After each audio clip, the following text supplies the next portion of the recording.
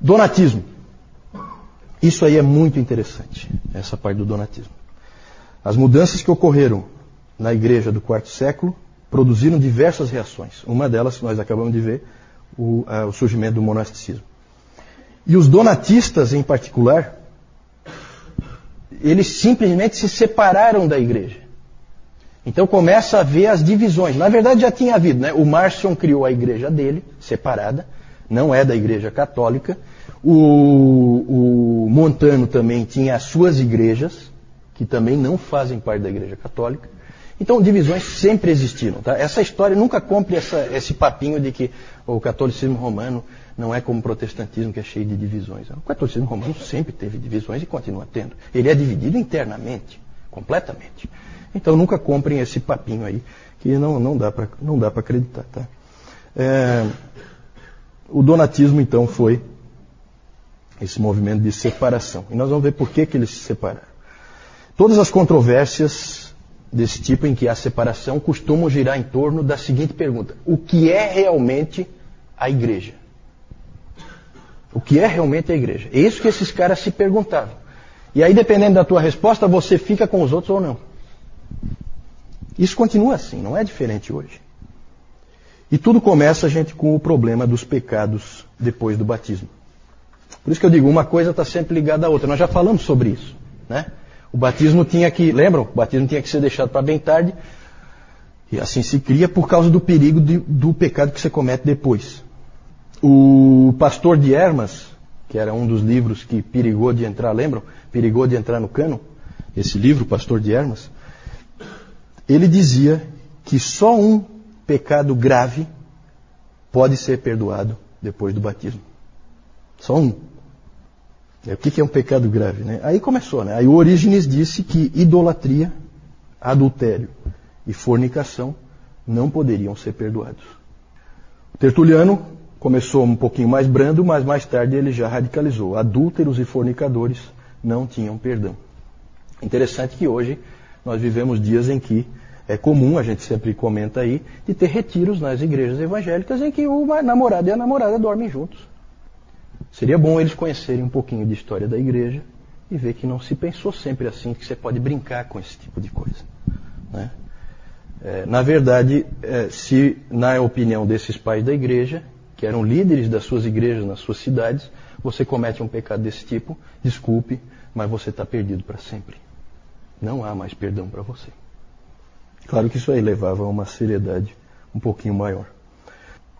Normalmente os pecados sexuais costumavam ser imperdoáveis, tá? Nessa época. Mas surgiu um outro tipo de pecado motivado pelas perseguições. Lembram das perseguições? Nós já vimos. Especialmente as perseguições sob Décio e sob Diocleciano, que foram as perseguições por todo o império. Surgiu um outro pecado chamado de apostasia. O que aconteceu? Vamos falar primeiro do Décio. Que ano foi as perseguições com Décio? Quem lembra? Não lembram? Ninguém? No ano 250. Foi uma perseguição que durou, foi relativamente curta, mas extremamente feroz. 1 ano e meio. 1 ano e meio. Nessa perseguição você tinha que sacrificar aos deuses e ao imperador, senão você era morto. E nessa perseguição do Décio, muitas pessoas sacrificaram aos deuses. Cederam. Muitos cristãos. E muitos também subornaram autoridades para não sacrificarem, mas dizerem que tinham sacrificado, né? Para a igreja é a mesma coisa. Se você sacrificou ou pagou alguém para não sacrificar, de qualquer maneira você não testemunhou a fé e você é um apóstata. E aí a perseguição passou. E aí boa parte dessas pessoas, o que aconteceu com elas? Elas se arrependeram do que tinham feito. E aí elas voltam para as igrejas. O que fazer com elas? Gente, pensa bem. Vamos colocar as coisas em perspectiva. A gente tem que refletir essas coisas. Pensa a nossa igreja. Há uma perseguição violenta. Alguns de nós permanecem firmes, outros cedem. Certo? E não dá para adivinhar quem permanece firme e quem cede, porque isso aí é só na hora, né? Pedro era também para ser a rocha e na hora cedeu. Certo? Só que acontece o seguinte. O Moisés, por exemplo, permaneceu firme. Só que ele viu o Rafael e a Alexandra serem mortos pelos leões. Ele viu a Regina pegar fogo, a irmã dele. E agora vem esses caras aí querer voltar? Não.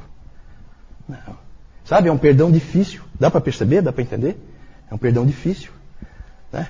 Moisés com as costas rasgadas, ele não foi morto por algum motivo, mas foi chicoteado, foi torturado. E agora essa turma quer voltar. Agora acabou a perseguição, aí eles voltam. Isso foi um problema sério para a igreja. Sério.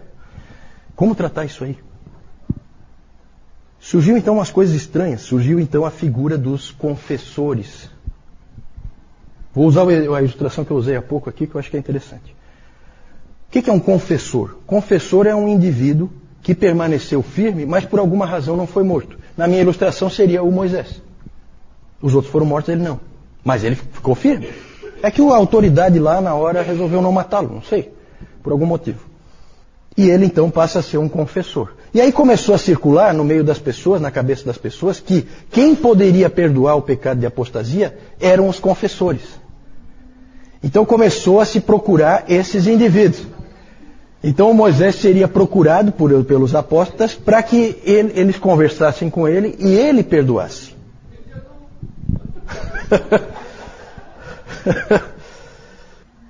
Muitas pessoas não se conformaram com isso, porque aí o Moisés, esses confessores, eles eram reverenciados, eles eram heróis.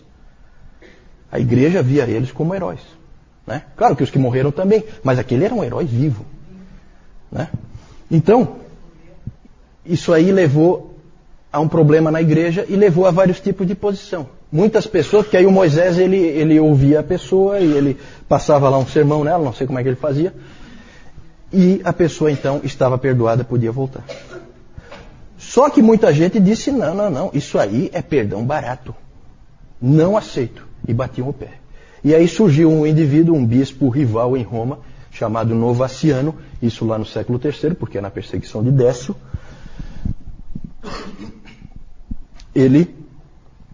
Esse Novaciano bateu o pé e disse, o ponto básico, né, do que ele ensinava, é que os que haviam cedido não podiam ser aceitos de volta. Nenhum. E a igreja novaciana se espalhou-se por muitos lugares, passou a ser uma igreja separada. Houve uma divisão em torno desse aspecto. Né? Ali a gente põe donatismo, porque o donatismo é parecido, só que veio depois. Eu vou falar disso. É que o donatismo é maior. Mas o novacianismo é parecido, mesmo fenômeno. E aí quem se envolveu muito nessa discussão foi Cipriano, bispo de Cartago.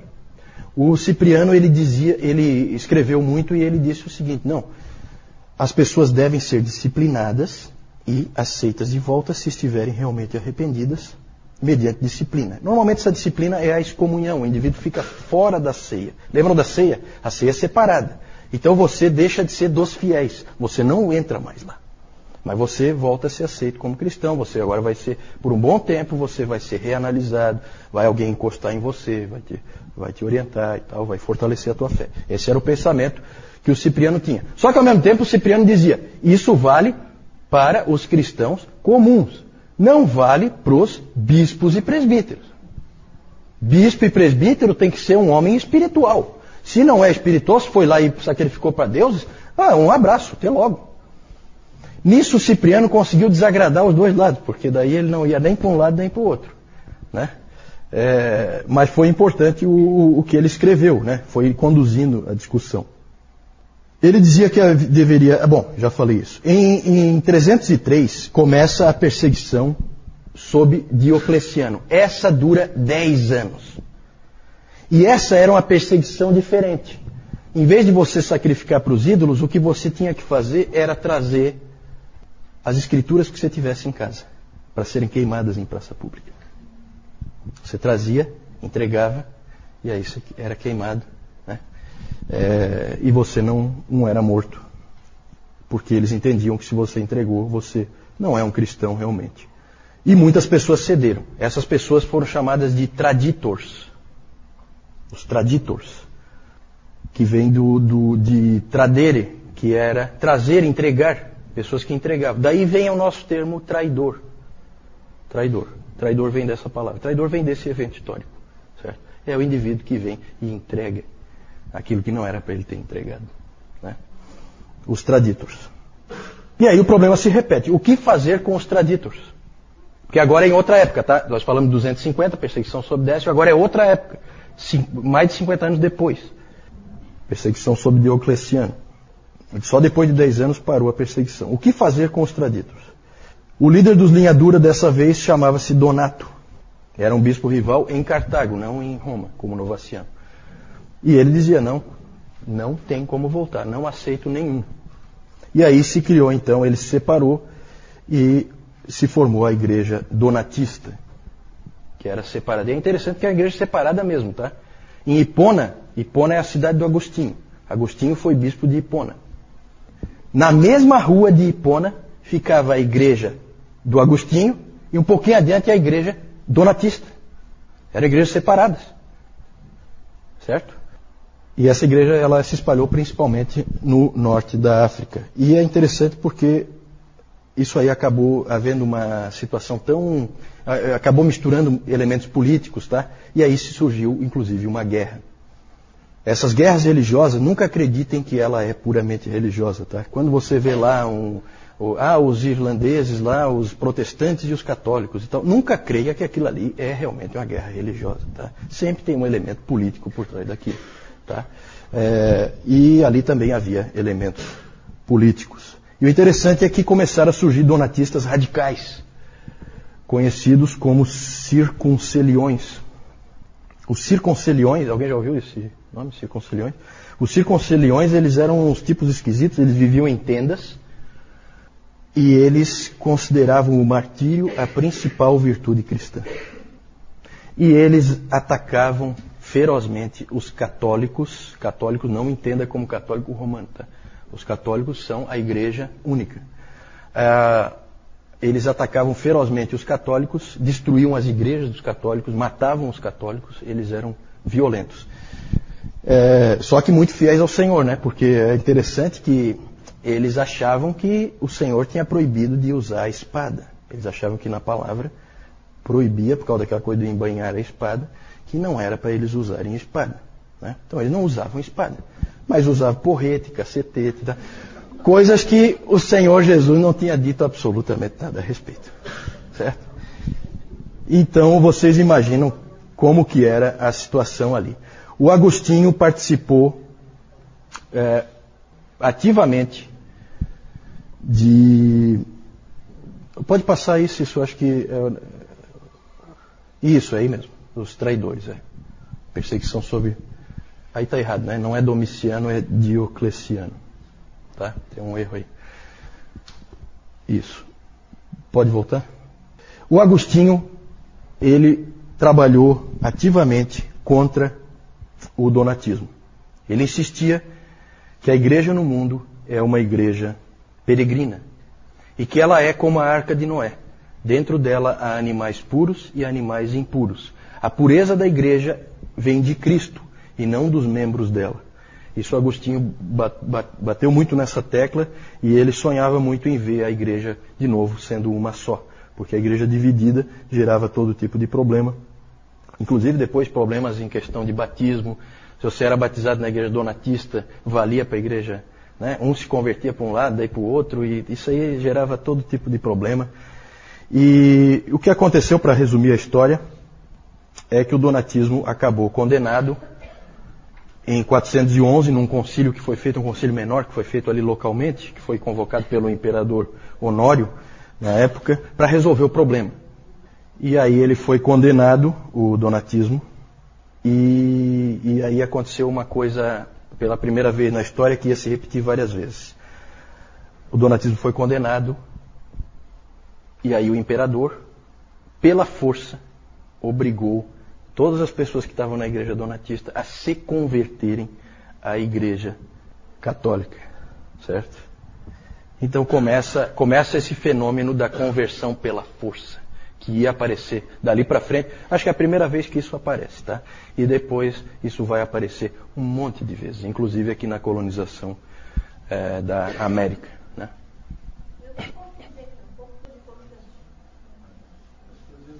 Isso é antes. Isso é antes. Como eu disse no domingo passado, né? Nós não estamos colocando cronologicamente. Por que está colocado aqui a perseguição do Décio e do Diocleciano, e aí a reação da igreja. Por que está colocado aqui? Porque o grande combatente do donatismo é Agostinho, que é posterior ao... Na verdade, onde colocar o donatismo? É difícil, por quê? Porque o donatismo começa ali, no século IV, certo? Em 303 começam as perseguições, em 313 cessam as perseguições. Acho que as datas não são exatamente essas, mas a igreja donatista, ela persistiu até a invasão muçulmana do norte da África no século VII. Então, onde que nós vamos encaixar? Na verdade, por que foi encaixado aqui? Foi encaixado aqui porque Agostinho é o grande combatente disso aí, certo? Então é só para agrupar. É como também quando nós falamos do Benedito. Nós trouxemos o Benedito um pouquinho para trás, a regra é de 540. Mas é só para encaixar num determinado tema, tá? É só uma questão de organização. Mas você tem razão, realmente está aí um pouco fora de ordem. É que o novacianismo é anterior a Constantino e o donatismo é mais ou menos na época em que o Constantino vai aparecer. Realmente confunde um pouco, mas aí é uma questão da gente sentar com calma e se organizar. Já estou terminando aqui. Na verdade, a última informação que eu queria dar é essa. O Agostinho combateu fortemente o donatismo. Ele ficou contente que o Império e a Igreja Católica tenham prevalecido contra o donatismo, mas eu não sei se ele ficou tão contente com o uso da força para produzir conversões, né? E o Império usou.